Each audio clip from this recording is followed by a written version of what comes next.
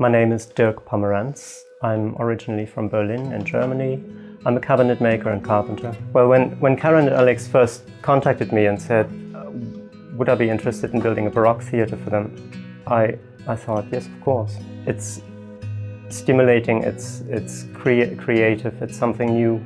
It was a living project, it was a growing thing. It wasn't something where somebody gives me a picture and a sketch and says, we want you to make this. But I said, we don't really know what it's going to look like in the end. We started, thankfully, with a couple of images that Karen and Alex provided, and from there we developed it. We were constantly sending pictures forth and back to say, is this okay? Or Alex would send a picture, or Karen would send an inspiration, would say, change the color, the dimensions, different materials. So it was growing, it was a development, and it wasn't set in stone from the beginning what would the final outcome be.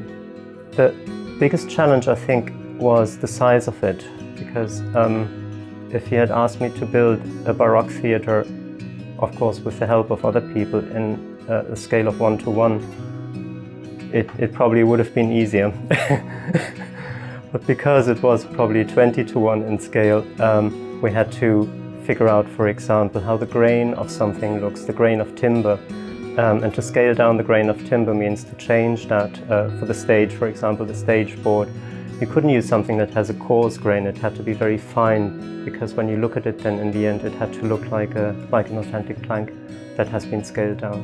Alex was very good in having cardboard cutouts of a stage, like he made the stage, literally made it in cardboard, so I basically had to take measurements from that and replace that in real timber. The floor of the stage needed special attention. I put a finish on it and I sanded the finish off again. I put another finish on it and I sanded it off. And at each stage we took pictures of it, and sometimes I drove the stage over to Karen and Alex and we had a look at it together, and we said, yeah, no, that's too dark, or it's still too new looking, but that's what you do. When you walk over a floor 100 times, it looks worn. And when you sand over and paint over and sand off again layers of paint of a miniature stage, then eventually it ends up like that. The centerpiece above the stage, the laughing face, that came from, I think, from an old wardrobe, and it looked very different in the beginning. I had to cut it out, and that was Alex's idea, and it worked out really well. I think he wouldn't recognize that it was part of an old wardrobe once. This workshop doesn't have heating, and the painted parts, they all needed drying, otherwise we would have been here forever with drying out the paint.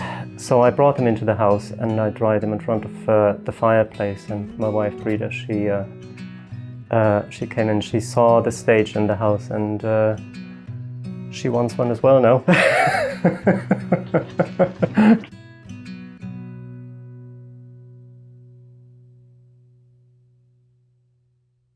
I'd love to only do Baroque theatres.